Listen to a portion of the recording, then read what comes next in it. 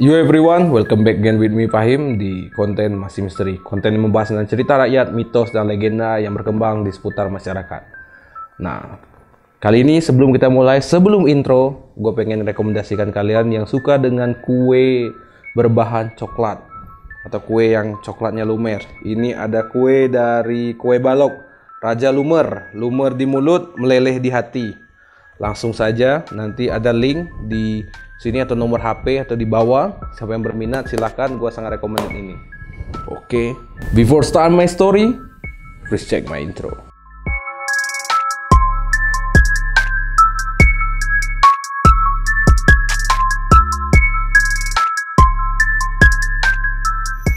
Nah, kali ini gue akan membawakan cerita tentang Benuang Sakti. Nah, dari cerita ini kalian bakal tahu asal muasal nama Lebong. Jadi kita mulai ceritanya. Jadi pada zaman dahulu kala ada wabah penyakit yang sangat ganas sehingga menyerang banyak masyarakat di Kabupaten Lebong ini. Dulu namanya bukan Lebong, nama Lebong ini dulu adalah Renah Skalawi, oke? Renah Skalawi. Jadi banyak yang menyerang masyarakat Renah Skalawi gitu. Jadi menurut ramalan ahli nujum atau orang pintar lah yang kita sebut seperti itu, bahwa ada suatu makhluk yang menyebabkan wabah penyakit ini terjadi, yaitu seekor buruk putih yang diberi nama Benuang Sakti. Dia berdiam atau hidup di atas pohon besar di tengah hutan. Nah, kalau banyak pendapat ahli cerita mengatakan kalau pohon ini, pohon besar tempat kera putih ini atau buruk putih ini berdiam, itu ada di daerah Kota Donok. Lebih tepatnya di daerah di dekat Mangkurajo, hutan situ, kata narasumber kita. Dan ada juga yang mengatakan kalau ini ada di Topos. Nah, bisa kalian simpulkan sendiri. Apabila kalian punya komen tentang di mana tempat dahulu pohon besar ini, tulis di bawah. Oke, jadi Benuang Sakti ini menyebabkan wabah penyakit ganas ketika ia mengeluarkan suara. Jadi ketika ia menghadap ke arah barat, maka yang arah barat yang ada di depan mukanya atau di depan wajahnya di mana dia berteriak, itu akan terkena wabah penyakit. Begitu juga sebaliknya, apabila dia mengarah ke utara, ke selatan, dan ke timur, itu akan terkena wabah penyakit ganas. Jadi untuk mencari jalan keluar atas musibah tersebut, maka pada zaman dahulu petulai-petulai, yaitu semacam kelompok gitu ya, kelompok atau semacam perkumpulan manusia gitu, yang diketuai atau dipimpin petulainya, itu kalau istilah kita bahasa Rejang itu petulai, yang dipimpin oleh keempat bikau. Bikau atau biksu yang kita katakan. Bikau atau biksu. Karena orang Rejang mengatakan biksu itu kalau nggak salah bikau. Boleh komen di bawah bila gua salah juga. Jadi mereka keempat bikau ini berkesepakatan untuk mencari di mana batang pohon tersebut yang didiami oleh Benuang Sakti atau si buruk putih ini di tengah hutan, untuk biar segera bisa menebangnya sehingga buruk putih ini bisa pergi.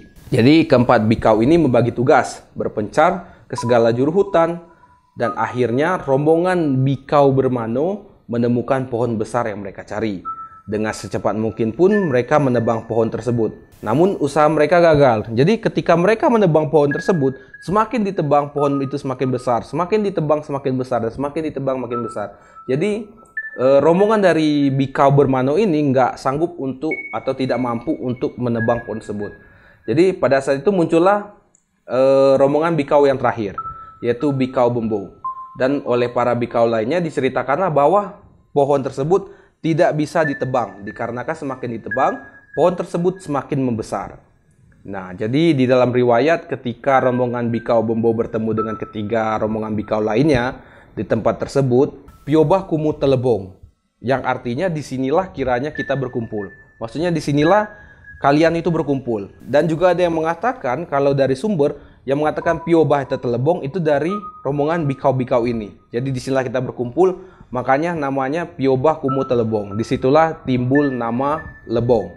Sejak saat itulah Renah Skalawi berubah nama menjadi Lebong sampai sekarang. Setelah mendengar cerita dari ketiga bikau tersebut, maka Bikau Bembo mengajak ketiga biku lainnya atau bikau lainnya atau biksu lainnya untuk melakukan tarak, bertapa atau semedi untuk meminta petunjuk kepada Sang Hyang. Nah, pada saat itu bikau ini atau biksu ini merupakan orang kiriman dari kerajaan Majapahit. Ya, Majapahit waktu itu masih memegang agama, kalau nggak salah, Buddha kayak. Ada juga yang mengatakan di beberapa narsum di internet mengatakan Hindu-Buddha. Komen di bawah bila gua salah, pokoknya Hindu atau Buddha. Tapi lebih kita dengar sekarang familiarnya kalau agama yang memegang gelar biksu itu pasti dari agama Buddha, seperti itu.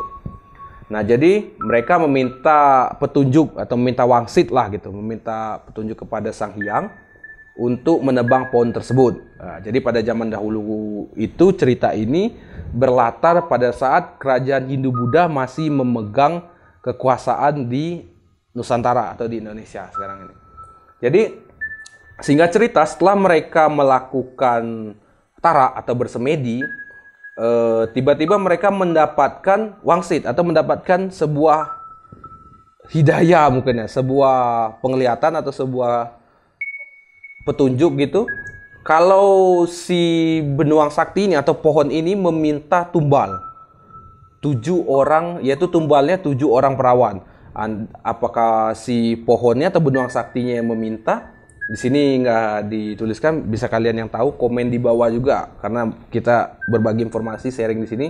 Jadi dari hasil petunjuk yang mereka dapat dari bersemedi itu, mereka meminta petunjuk dikatakan bahwa agar pohon itu ditebang dan di bawahnya disiapkan 7 orang gadis atau perawan yang masih remaja. Ya seperti pohon gini, waktu ditebang mereka akan menimpa gadis tersebut, seperti tumbal lah gitu pokoknya.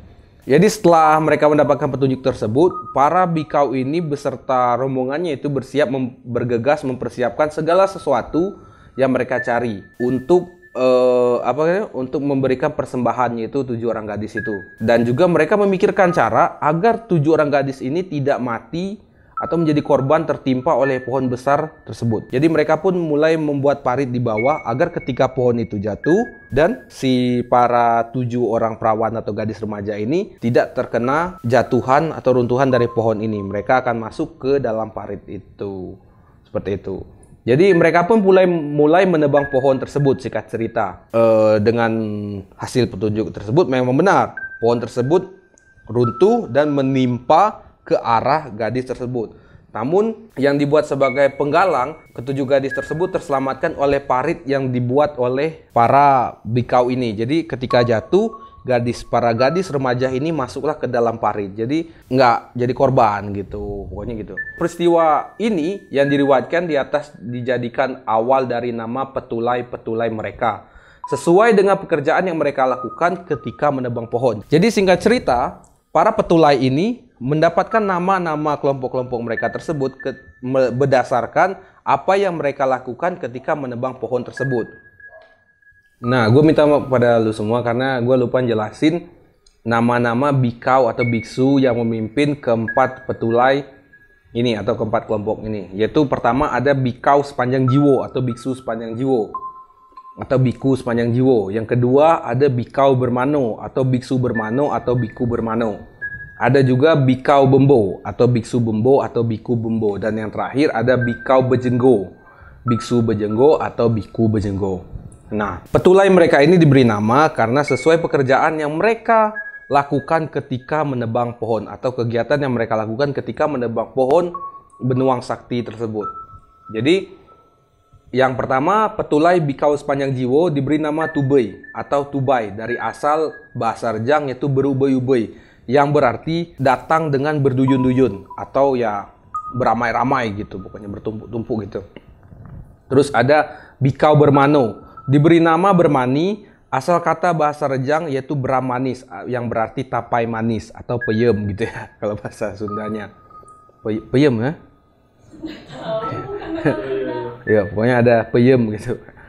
Yang ketiga yaitu petulai bikau bembo, diberi nama juru kalang. Asal kata dari bahasa Rejang yaitu kalang atau berarti galang. Karena mereka inilah, bikau bembo inilah, yang memberikan inisiatif atau ide untuk menggalang tanah tersebut sehingga terbuatlah parit. Jadi yang para korban, bukan korban, para tumbal atau para gadis remaja ini tidak mati. Nah, mereka lah yang memberikan ide. Jadi bikau bembo ini diberi nama juru kalang, yang berarti penggalang gitu, galang lah. Terus yang terakhir yaitu petulai bikau bejenggo, yang diberi nama selupei asal dari bahasa Rejang yaitu berupai-upai yang berarti bertumpuk-tumpuk. Bertumpuk-tumpuk bisa jadi mereka bawa makanan bertumpuk-tumpuk atau mereka datangnya dengan bertumpuk-tumpuk gitu.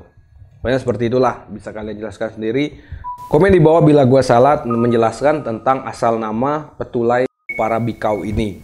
Jadi semenjak saat itulah Rengas Kalawi berubah nama menjadi Lebong dan terbentuklah Rejang Empat Petulai yang menjadi intisari dari suku Rejang. Begitupun dengan marga Juru Kalang yang sering dengan perjalanannya Ajai Siang digantikan oleh Bikau Bembo. Dan kemudian Bikau Bembo menikah dengan anak Ajai Siang dan ialah yang memimpin Juru Kalang setelah itu. Jadi sebelum para Bikau ini atau para biksu, yang memimpin para Petulai-Petulai ini yaitu para Ajai pada saat itu. Untuk Ajai nanti bisa kita jelaskan di next konten gitu. Jadi setelah era kepemimpinan para Bikau, maka digantikanlah oleh keturunannya berikutnya, yaitu kepemimpinan para Rio. Nah, jadi namanya di depan tuh ada Rio gitu. Singkat cerita yang mungkin kita nggak dapat detailnya, jadi setelah ditebang, pohon itu jatuh, bisa jadi si Benuang Sakti ini ikut jatuh dan meninggal. Atau bisa jadi setelah pohon itu ditebang, dia pergi karena tidak ada tempat tinggal lagi. Karena bisa dikatakan kalau Benuang Sakti ini atau Kera Putih ini adalah makhluk mitologi atau makhluk halus, bisa jadi ya sepertilah, karena pada zaman dahulu untuk hewan atau makhluk mitologi atau ya seperti ini atau siluman itu masih banyak dan masih sangat dipercaya ceritanya pada zaman dahulu. Jadi kita akan bisa tahu si Benuang Sakti ini apakah meninggal atau pergi atau kaya. Bisa jadi raib di situ, ya bisa kalian simpulkan sendiri, dan inilah masih misterinya. Jadi seperti itulah cerita yang bisa gue ceritakan pada kalian semua.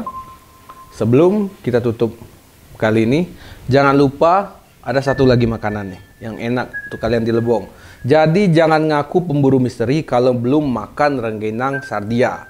Jadi ketika kalian nonton konten Masih Misteri, jangan lupa makan rengginang sardia dan juga kue lumer di mulut, kue balok Raja Lumer yang tadi udah kita promoin. Sekarang ini. Pokoknya untuk rengginangnya mantap kalau dimakan sambil nonton konten atau program Masih Misteri. Rengginang ube ya.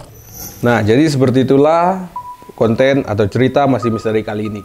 Bila kalian suka, jangan lupa subscribe, like, dan share kepada sanak saudara kalian. Dan juga jangan lupa komen di bawah apabila kalian memiliki cerita legenda, mitos, atau cerita legend yang menarik untuk kita bahas di konten Masih Misteri ini.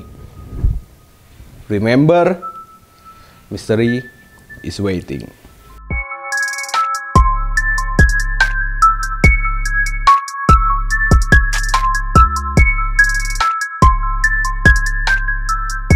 If you like more video like this, please click link below and please subscribe like here. Remember, mystery is waiting.